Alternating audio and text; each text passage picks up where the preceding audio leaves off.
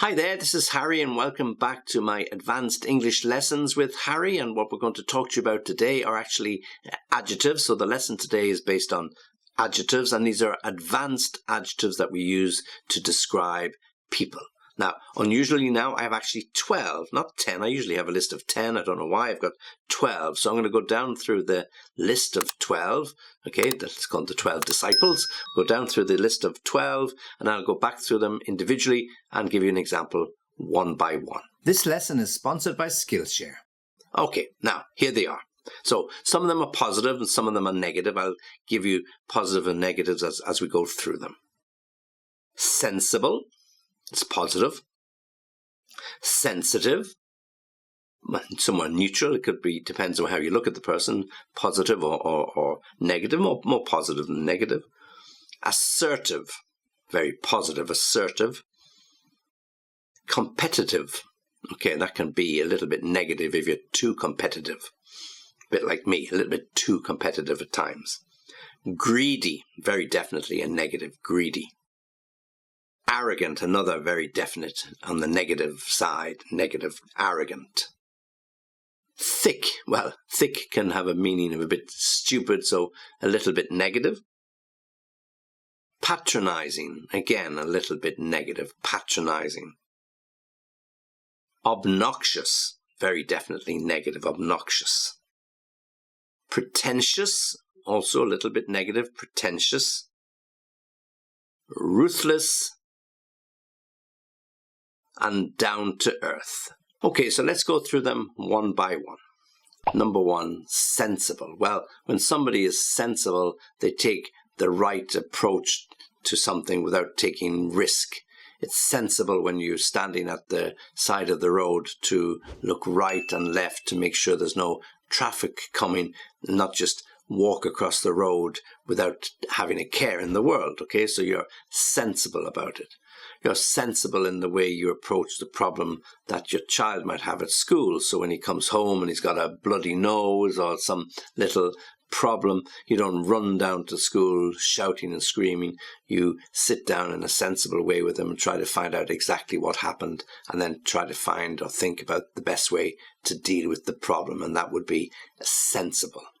He's very sensible. He doesn't do things without thinking about the risk. He won't just run off with his friend and not tell us where he is going. He's really, really sensible. It's a sensible thing to do. So when you're sensible, you take certain precautions. You don't do things just in a risky way, okay? I'd like to thank Skillshare again for sponsoring this lesson. Skillshare is an online learning platform with thousands of creative courses and classes taught by experts to help you learn new skills. Remember, it's never too late to learn a new skill. As a podcast presenter myself, I'm always looking for new ways to promote my podcast. So last week, I actually enrolled in Amanda McLaughlin's course, Podcast Marketing, How to Grow Your Audience with a Marketing Plan, Social Media, and Metadata Tips. In her 1-hour course, Amanda puts together a comprehensive and real actionable marketing plan for your podcast show. How do you find your audience and connect with listeners? And most of all, how do you convince strangers on the internet to start following you? I really enjoyed it and found it really beneficial, and I'm looking forward to putting those action points I learned into practice. The content is well presented and designed for both entry-level podcasters and more experienced producers. Well, if marketing is not your thing, well, on Skillshare you can always find a course that interests you. From video editing to cooking, graphic design to creative writing, and even more. Everyone will find something for them. And don't forget that new premium classes are launched every week, so there's always something new to discover. Subtitles are available in Spanish, French, Portuguese, and German. And Skillshare is offering the first 1,000 people who click my link in the description a free 1-month trial of Skillshare Premium membership. So that's not so bad. Thank you, Skillshare, for sponsoring this lesson. Now, sensible is the next word, and sensitive is the next word, and these two words get confused, sensible and sensitive, because in some languages they actually have the same word, so it's hard to distinguish. But in English, sensible and also sensitive. So when somebody is sensitive, their feelings are a little bit close to the surface. So, if they get criticized, they get upset. If somebody shouts at them, they get upset. Or if they see something unsavory on the TV or in a movie, they might shed a tear about children that have been orphaned or animals that have been badly treated. So they're very sensitive to those sort of situations and therefore can be very, very emotional. And emotional can be a word very synonymous with the whole idea of being sensitive to. Now, we can also be sensitive to change. Like my nose can be very sensitive at this time of the year when there's fresh pollen in the air, or the trees are growing leaves, or the new plants are out. And when you go out, it's nice to breathe in deeply, but within a day or two, my eyes are watering, my nose is running, and I'm sneezing a lot. So I'm very sensitive to the change in the climate, particularly in the spring into the early summer. So yeah, that's about being sensitive in that way as well. So just to make sure we understand the difference between sensible, doing things without taking risk, sensitive, where our emotions sometimes might take over and we can be a little emotional about things, particularly about criticism. Assertive. So assertive when you make your point, you make it clear and you stick to it and you're not going to be easily persuaded or easily moved. Competitive. Well, when you're competitive, it means you don't want to give in without a fight, or if there's a game, you want to win, or there's a challenge, you want to achieve it. Yeah. So competitive means you don't just participate just for the sake of it, or even just to have fun. So, when we were growing up as kids, we were always competitive. Yeah, we always wanted to be the best. I grew up, I still am, of course, I'm a twin, and we were identical twins, so we were very competitive. So if one did one thing, the other would want to do better. If one did better, the other one would want to be better again. So we were always in a competitive environment, whether our parents did it deliberately or not. I don't think they did, but if one did something, they would encourage the other one to do better the next time. So everything became competitive. The game of football, the game of cards, the game of Monopoly, whatever it might be. Even the Easter, Christmas and summer exams at school also became competitive. So when you're always thinking as a challenge, you always want to be doing your best, or in fact winning, then you could be described as being competitive. Greedy. Greedy is when people want more than they really need. So this is a good adjective to describe people. Greedy is often referred to when we're talking about food, but it's not just about food. So the child who wants the extra biscuit or two can be greedy. Don't be so greedy. Yeah, leave some for somebody else. So they just stuff another biscuit into and they can hardly chew what they have. So they're being very greedy. But we can also be greedy as adults. We want more money. We want a bigger house. We want more responsibility. We want more promotion. All of these things. This is an air of greediness that is crept into society. So to be greedy is to want more than you actually need. Arrogant. Well, arrogant is when you walk around with an air of supremacy, or when you feel you are better than other people. You look down your nose at people and you try and let people, or you don't even have to try to let people know that you think you are better, that your qualifications are better, you do things better. Everything about you, you believe, is better than the other people. So you're somewhat arrogant approach. People don't usually like arrogant people, but they're in certain professions. It's often needed, okay? So a little bit of arrogance is not such a bad thing to have. If you think you're the best, and you believe you're the best, well, you actually can be. If you look at some of these footballers, they can be a little bit arrogant. But the really good footballers, well, you can see why. So Ronaldo might come across as a little bit arrogant. Why not? He's the best footballer in the world.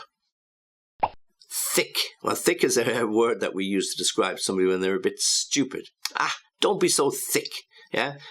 Oh, that child, he's thick at times. I just wonder, will we ever get through it, and will he ever understand simple mathematics? Okay, so thick is an adjective we use to describe people a little bit stupid, or don't understand something, or ask stupid questions. That's a thick question. It's a really stupid question to ask. Okay, so thick meaning a little bit stupid, and thick is like thick as wood, yeah? So something really thick meaning you can't get through. No, is there anybody there? No, a little bit thick.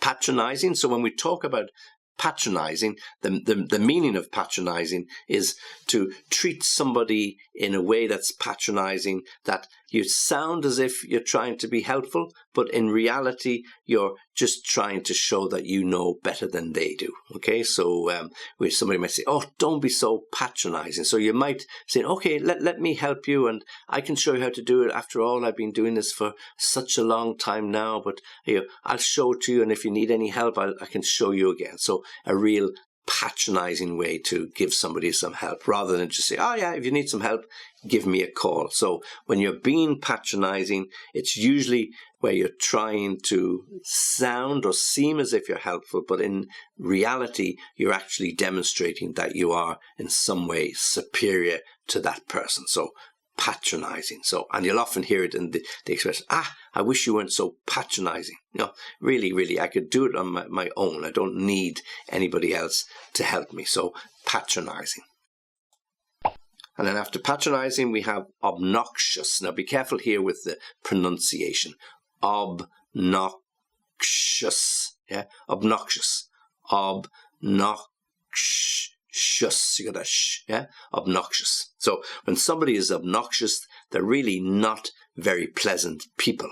Now, you can have an obnoxious smell, which is, terrible smell. You come in and there's a smell of like sulfur or something. That would be obnoxious. Or you come in and the cat's litter tray hasn't been cleaned out for 3 or 4 days. That will certainly be obnoxious. But when we're using this as an adjective to describe people, that's usually their habits or their behavior is somewhat obnoxious. Perhaps it's the language they use, that every second word is F this and F that. You think, I really don't like that person. He's obnoxious. He's got no manners. He's rude. He doesn't close his mouth when he's eating.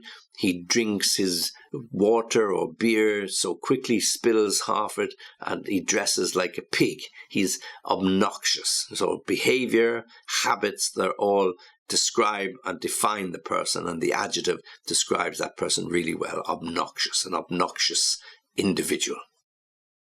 Pretentious. Well, when somebody is pretentious, the meaning of it is that they are trying to appear more important than their position really is. Yes, so they're a little bit pretentious. So somebody who's perhaps a junior manager or not even a manager at all acts in a way that they might feel they're a manager, but they're being a little bit pretentious because they're not really in that position of seniority. Okay, so where they're trying to appear to be better or more important than they are, and we often hear this expression, a pretentious snob. Okay, so somebody trying to be really important, looking down the nose a little bit at people, a little bit like arrogant, yes, slightly like that, but somewhat pretentious. Okay. And then we have what we have. Ruthless. Yes, when somebody is ruthless, and we describe them as ruthless, it means they make decisions without any consideration for people's opinion. They're just interested in getting the job done, or they're getting whatever they want done. They don't take into consideration people's views or opinions. Let me give you an example. So a company is going through a bad time, trading-wise. They've got 120 people, and the directors come down and talk to the CEO, and they tell him that we're going to have to go through some sort of a redundancy program. You're going to have to get rid of 30 people, and you're going to have to get rid of 30 people within the next month, otherwise we're going to have a serious problem. So the CEO goes off and thinks about it for a few days, has a look at the numbers, calls the staff together and tells them that we're going to have a redundancy program. It's going to be effective from the 1st of July, and I'll be writing to you next week and let you know